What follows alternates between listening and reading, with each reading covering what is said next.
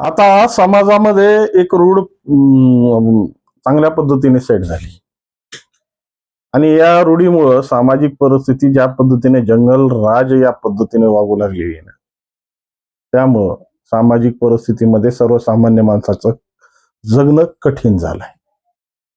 आम्ही सहजपणे म्हणून जातो की धटाई खाई मिठाई आणि गरीब खाय का चांडे.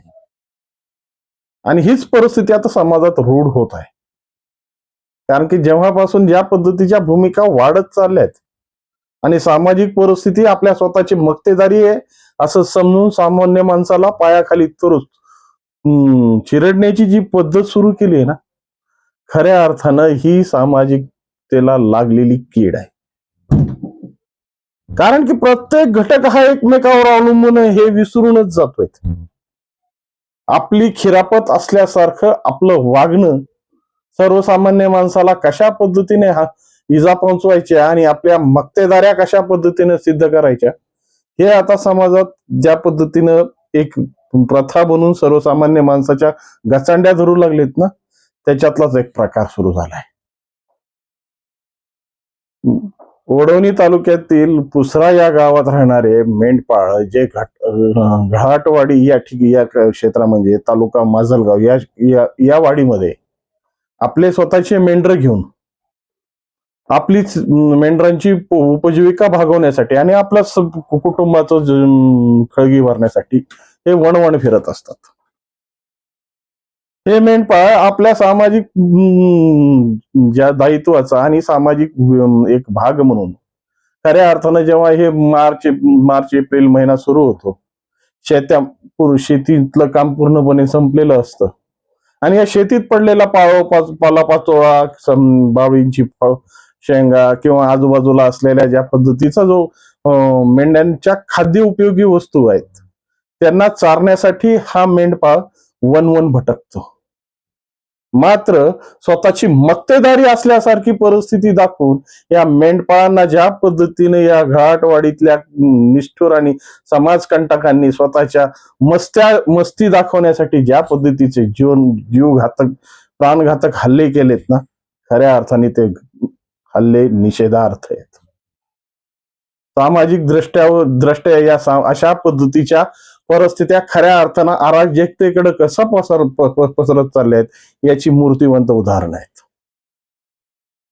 कशामुळे तुमची ही कुठे मक्तेदारी हो आणि काय नेमकं समाजात तुम्ही सिद्ध करायला निघालात? ज्या पद्धतीच्या भूमिकेत तुम्ही आज वागतायत आणि ज्या पद्धतीनं जी पद्धत तुम्ही आज अवलंबली आहे ना, खऱ्या अर्थानं या समाजाच्या गाठी सोडवणाऱ्या घटना आहेत. कारण की सर्वसामान्य माणसाला ज्या पद्धतीची भूमिका मांडून तुम्ही स्वतःची एक मक्तेदारी दाखवण्याचा प्रयोग सुरू केलाय, जो कोणी तुमचा आका वाका काका माका असेल त्याच्या जीवावर तुम्हाला ज्या पद्धतीच्या भूमिका मांडायच्या आहेत आणि खऱ्या अर्थानं सामाजिक परिस्थितीमध्ये अशा पद्धतीच्या आरेराव्यात चालणार नाहीत. कारण की आम्ही लोकशाहीमध्ये जगतोय, कुठल्या हुकुमशाहीमध्ये नाही. एखादी गोष्ट अभिव्यक्त करण्यासाठी जितकं स्वातंत्र्य तुम्हाला आहे ना, तितकं दुसऱ्याला नाहीये. आणि ज्या पद्धतीच्या मुजोरीची भाषण, ज्या पद्धतीची भूमिका तुम्ही दाखवून सामाजिक भूमिकेला आपल्या हाताशी धरण्याचा प्रयत्न करतायत ना, तो विसरून जा. कारण की या सगळ्या गोष्टी आता काळाबाह्य झाल्यात. प्रत्येक समाजातला घटक प्रत्येकावर एकमेकाच्या आधारित आहे. कोणालाही आपलं हातचं भावलं समजून चलण्याची आता भूमिका सोडून द्या. आणि याच भूमिकेतून या घाटवाडीला जी घटना घडली आणि खऱ्या अर्थानं आपल्या स्वतःची मक्तेदारी दाखवून त्या मेंढपाळाच्या मेंढ्यांनी जर लागलेल्या गाडीला धक्का लागला आणि त्या गाडी पडली आणि त्याच्यातून खोपडी फुटली म्हणून त्याच्याकडून पैसे बळजबरी वसूल करायचे, त्याच्याकडून त्या खोपडीच्या किमतीपेक्षा चौपट पैसे वसूल करायचे आणि पुन्हा त्याला त्याच्या शेतात आल्यानंतर त्याला आपल्या मनसोक्त पद्धतीचा आपल्या मनातल्या म्हणजे घरी कधी कुणी विचारलं सुद्धा नसेल अशा पद्धतीनं त्याला अमानुष मारहाण करायची, ही कोणती व्यवस्था आहे आणि कोणत्या जगात जगताय? खऱ्या अर्थानं सामाजिक परिस्थितीमध्ये तुम्ही ज्या पद्धतीची परिस्थिती निर्माण झालेली आहे त्यामध्ये तुम्ही अशा पद्धतीच्या पिठाच्या रेवट्या ओढताय. त्यामुळे खऱ्या अर्थानं आम्ही महाराष्ट्रात राहतो का या दंडकारण्य नावाच्या जुन्या जंगलात राहतो, हाच प्रश्न आता सर्वसामान्यांसमोर उभा आहे. अहो बोलण्याच्या पर्यंत तुम्हाला काही काही महाभागांनी तर बोलण्याची अभिव्यक्ती सुद्धा हिरवून घेण्याचा प्रयत्न सुरू केलाय. कारण की ज्या पद्धतीची ही झुंडशाही, ज्या पद्धतीची गुंडशाही, खऱ्या अर्थानं महाराष्ट्र शासनाने याचा समाचार घेतला पाहिजे. अहो ज्या पद्धतीनं तुम्ही आपल्या स्वतःच्या अभिव्यक्त्या लोकांवर थोपून सर्वसामान्य लोकांना आपल्या हातबल करण्याचे प्रयोग सुरू केलेत ना, खऱ्या अर्थानं ते खऱ्या सामाजिक परिस्थितीला पाचक आहेत. आणि त्या गरीब मेंढपाळांचं काय चुकलो? ते बिचारे कमरेपासून झुकून प्रत्येक मालकाच्या विनवण्या करून आपले मेंढर चारतात. त्या पडलेल्या पालाव पाचोळ्यावर आपल्या मेंढ्यांचं पोट भरतात आणि त्याच्या बदल्यात तुमची जमीन सुपीक करून जातात. यांच्या मलमूत्रांनी जी परिस्थिती तुमच्या शेतात निर्माण होते ना, ती परिस्थिती तुम्ही हजारो पोते गोण्यात जरी ते शेतात ओतल्या रासायनिक खताच्या, तरी ते तशा पद्धतीची सुपीकता येत नाही. हे मात्र विसरून गेलात. लोक पैसे देऊन या मेंढ्या बसवतात, पण तुम्हाला आयतं मिळालेलं, कारण की आपल्याकडे वनसंपदा भरपूर आहे, झाडे झुडपे भरपूर आहेत आणि आपल्याकडे ज्या पद्धतीने मेंढपाळांची संख्या भरपूर आहे, त्यामुळे सामाजिक परिस्थितीमध्ये प्रत्येक मेंढपाळ ही परिस्थिती आपल्यासोबत सगळ्यांचं कल्याण व्हावं यामुळे आपलाही उदरनिर्वाह भागतो आणि शेतकऱ्याच्याही जमिनी सुपीक होतात. या दृष्टिकोनातून आपल्या मेंढ्या या सगळ्या सर्वत्र फिरत असतो. परंतु त्याची जी मुजुरी आहे, त्याच्या मेंढीचा धक्का लागला म्हणून तुमची जी मुजुरी दाखवली आणि त्या लेकराच्या डोक्यात कोरडा घालण्यापर्यंत आणि दांड्याने मारण्यापर्यंत इतक्या अमानुष पद्धतीने तुमची परिस्थिती निर्माण झाली असेल, ते आका कोण असेल त्यांनी या सगळ्या गोष्टीचं संज्ञान घ्यावं. आणि खऱ्या अर्थानं आपण काय परिस्थिती निर्माण केली, कारण की या परिस्थितीमध्ये तुम्ही ही म्हणजे समाजाच्या साखळ्या तोडण्याचे प्रयोग जे सुरू केलेत ना, आणि स्वतः ज्या पद्धतीची हुकुमशाहीची पद्धत सुरू केली आहे. कारण की प्रशासनाने आता निंदेगिरी सुरू केली. राजकारणाची परिस्थिती कशी असते, प्रत्येकाचे वोट बँक सांभाळण्यापुरती विषय. अहो जर प्रशासनाच्या मनात आलं ना, तर 2 मिनिटात म्हणजे या सगळ्या गोष्टी पटलावर येतील. कारण की प्रत्येक जण काय धुतल्या तांदळाचं नाहीये. कोणाच्या बुडाखाली किती अंधार आहे, कोण कशा पद्धतीने वागतंय हे सगळे शासनाला माहिती आहे. पण कसं आहे, चोचले पुरवणं महत्वाचं आहे ना खुर्च्यांसाठी. आणि हे खुर्च्यांसाठी पुरवलेले चोचले सर्वसामान्य माणसाच्या जीवावर कशा पद्धतीने बेततायत. आता त्याचा समाचार घेण्यासाठी हाके पाटील,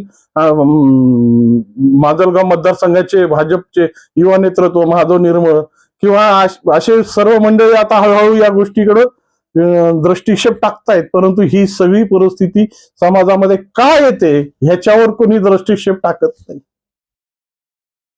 आज ज्या पद्धतीने त्या बाबांच्या भूमिका ऐकल्या आणि त्या बाबांची जी हळहळ व्यक्त करताना त्यांची जी परिस्थिती पाहिली, तर खऱ्या अर्थानं ही परिस्थिती सर्वसामान्य माणसाच्या परिस्थितीला कशा पद्धतीनं आकुडली चालली आहे आणि कशा पद्धतीने त्याचा स्वतःच्या परिस्थितीनुसार त्याला मुरडलं चाललंय, याचं हे मूर्तिवंत उदाहरण आहे. त्यामुळं आपल्या स्वतःच्या मक्तेदाऱ्या दाखवण्यासाठी, स्वतःच्या भुशारक्या मारण्यासाठी असे प्रयोग करू नका. बिचाऱ्याने दिलतं ना तुमचं गाडीचं झालेलं नुकसान भरून, मग त्या माणसाला त्याच्या जीवनयात्रा संपूर्णपर्यंतच्या पर्यंत म्हणजे पोलीस स्टेशननं 307 पद्धतीनं गुन्हा दाखल करण्यापर्यंत तुमची मारहाण करण्याची अमानुष वृत्ती काय समाजात सिद्ध करतात. त्यामुळं सामाजिक परिस्थिती ही लयाला जाऊ नये. सामाजिक परिस्थिती ही सगळ्यांनी गुन्ह्या गोविंदांनी राहावी आणि सर्व या महाराष्ट्राची लेकरं सगळ्यांचा या जमिनींवर अधिकार आहे. जरी आपल्याला मालकी जरी मिळून आपल्या उदरनिर्वाहासाठी एक काही तुकडा मिळालेला असेल, त्या तुकड्यावर आपण सर्व आपली मालकी दाखवत असो, पण त्या पद्धतीने ज्या पद्धतीने निसर्ग हा सगळ्यांच्या अधिकार क्षेत्रातला आहे. आणि जेव्हा पिकं नसतात, जेव्हा काही नसतं, तेव्हा त्या जमिनी तुडवल्या तर काय फरक पडला. आणि ज्या पद्धतीने मेंढ्या पाणी पिण्यासाठी, अहो जगातला कुणी हा दरिद्री माणूस सुद्धा कोणाला तहानलेल्या पाण्यापासून रोखत नाही. तशा परिस्थितीमध्ये तुम्ही त्या मेंढपाळांना पाण्यावर नेताना तुम्ही त्यांना अमानुष मारहाण केली, याच्यापेक्षा मोठं पातक काय असेल.